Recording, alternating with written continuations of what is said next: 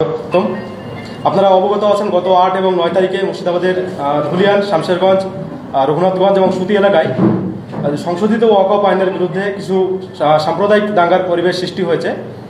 আমরা এই ঘটনার তীব্র নিন্দা জানাচ্ছি এবং প্রকৃত দোষীদের আইনিভাবে শাস্তির দাবি জানাচ্ছি। একই সঙ্গে সংবাদ মাধ্যমের একাংশ এবং দু একটি রাজনৈতিক দল পরিকল্পনা মাফিক চক্রান্ত করে এসডিপিআর নাম বদনাম করতে ব্যস্ত। আমরা এই ঘটনারও তীব্র নিন্দা জানাচ্ছি এবং আজকে আপনাদেরকে ডেকেছি আমাদের পার্টির স্ট্যান্ড কী এবং আমাদের মতামত কী। আমাদের রাজ্য সভাপতি মিস্টার হাইকুল ইসলাম মহাশয় আপনাদেরকে আমাদের পার্টির অবস্থান জানাবেন।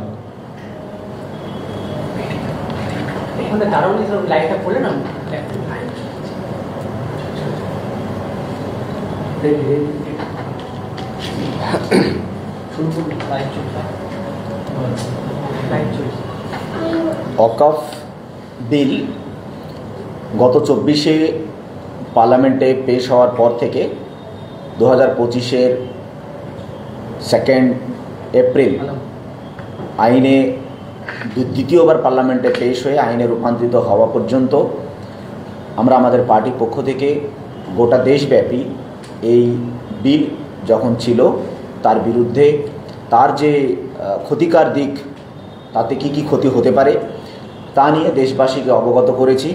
অবগত করার জন্য, মানুষকে সচেতন করার জন্য, সেই আইনের যে দিক সেগুলো তুলে ধরার জন্য আমরা লিফলেট হোক, পোস্টার হোক, তারপরে পথসভা হোক, বিভিন্ন জায়গায় বিক্ষোভ মিছিল, যেভাবে গণতান্ত্রিক পদ্ধতিতে এদেশের সংবিধান আমাদেরকে দেশের সরকারের কোনো বিল বা কোনো আইনের বিরোধিতা করার ব্যাপারে উৎসাহ প্রদান করেছে, ঠিক সেইভাবেই আমরা এদেশের সংবিধানকে সামনে রেখে আমরা এই আইনের বিরোধিতা করেছি।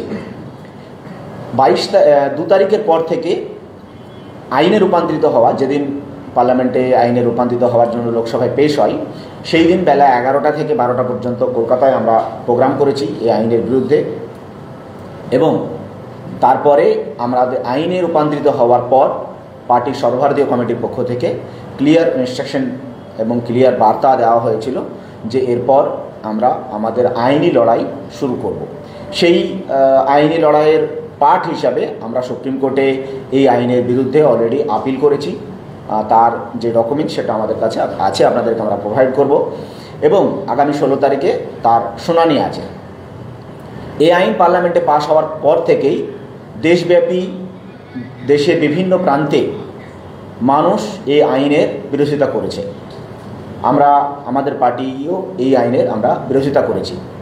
গত 8 তারিখ থেকে 12 তারিখ পর্যন্ত ধুলিয়ান, শামশেরগঞ্জ, সুতি, জঙ্গিপুরে যে অশান্তি ঘটেছে, সেই অশান্তির সঙ্গে SDPI, social Democratic party of ইন্ডিয়ার কোনো সম্পর্ক নেই।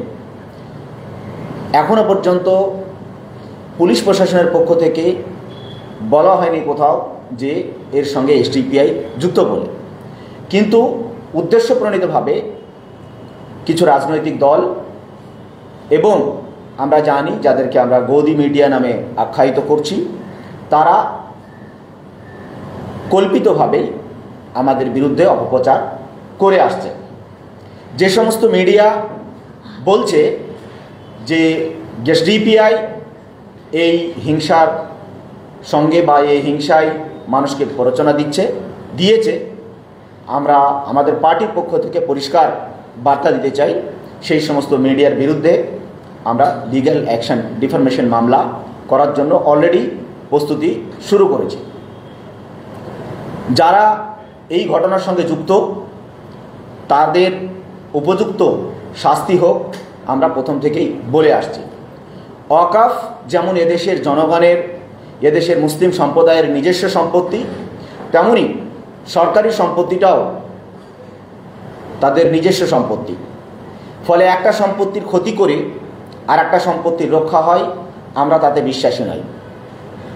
এই বিল পার্লামেন্টে পেশ হওয়ার পর থেকে এখনও পর্যন্ত গোটা দেশব্যাপী প্রায় 500-র উপরে জায়গায় আমরা আমাদের পার্টির পক্ষ থেকে প্রদর্শন করেছি এই বিরুদ্ধে।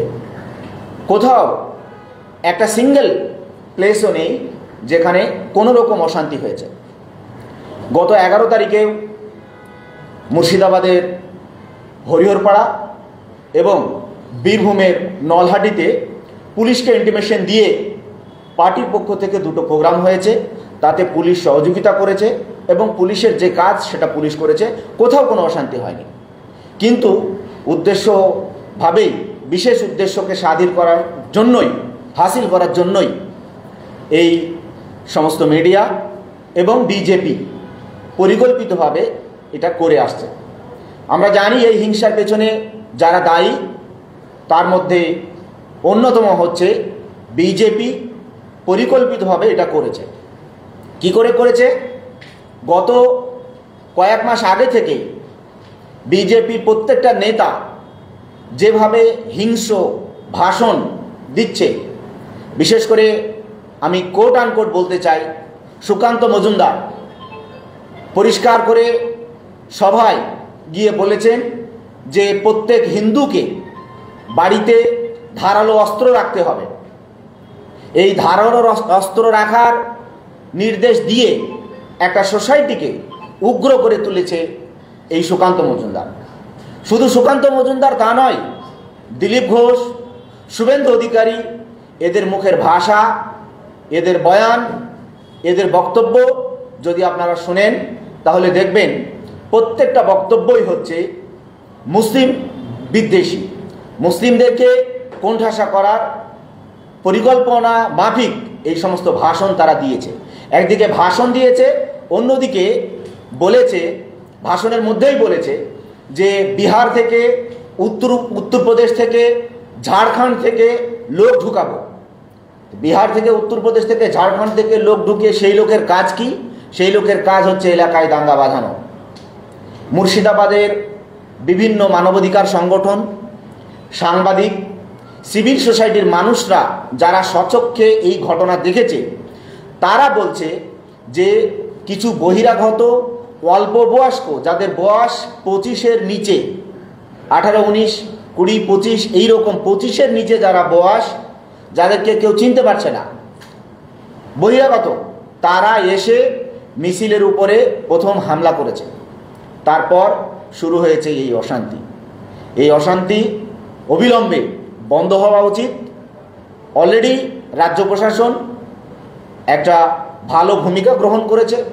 যারা অশান্তির সঙ্গে যুক্ত তাদের অনেককেই অ্যারেস্ট করেছে।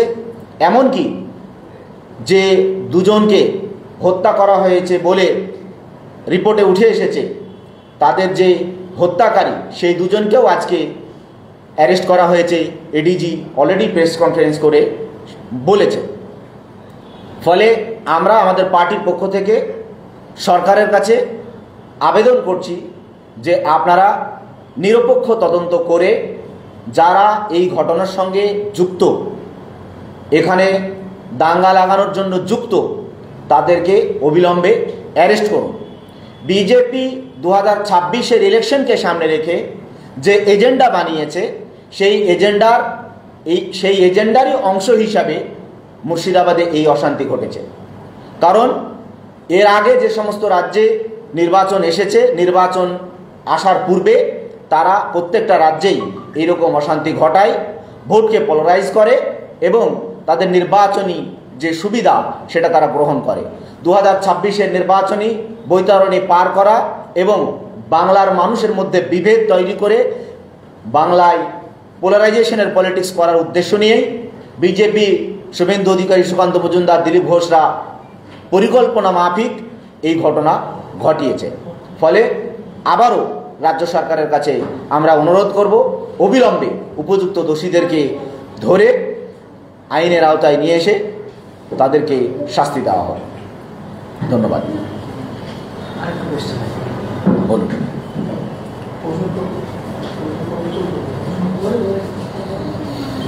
এসডিপিআই কে ইচ্ছাকৃতভাবে কেন জড়ানো হচ্ছে এর মধ্যে? এসডিপিআই তো আপনি বলছেন শান্তিপূর্ণ আন্দোলন করছে, পার্লামেন্টেও দেখা গেছিল একজন সাংসদ রাজ্যসভাতে, সেখানে এসডিপিআই নাম নিয়েছিল, কেন? এসডিপিআই প্রথম থেকেই ফ্যাসিবাদ বিরোধী আন্দোলনের সঙ্গে যুক্ত।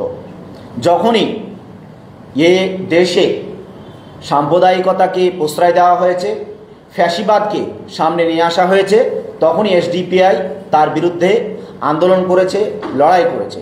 তাই ফ্যাসিবাদীরা এসডিপিআই যে আদর্শ, সামাজিক ডেমোক্রেসিকে তারা ভয় পায়, সমাজের উঁচু নিচুর পার্থক্যকে দূর যারা করতে চায় তাদেরকে তারা ভয় পায়। সামাজিক ডেমোক্রেসি যারা প্রতিষ্ঠা করতে চায়, বিজেপি আর আরএসএস, তাদের সকলকে ভয় পায়, তাই এসডিপিআই এর নাম নেয়। আগামীকাল নেতাজি ইন্ডোরে মুখ্যমন্ত্রী সভা করছেন, সেখানে ইমাম মুয়াজ্জিনরা থাকবেন এবং বুদ্ধিজীবীরা থাকবেন বলেছেন, এবং এটা একটা বিষয়। একই সঙ্গে 26 তারিখে অল ইন্ডিয়া মুসলিম পার্সোনাল ল বোর্ড একটা ব্রিগেড সমাবেশের ডাক দিয়েছে। অনেকে বলছেন আগামীকালকে 16 তারিখ মুখ্যমন্ত্রী সভা করার পর 26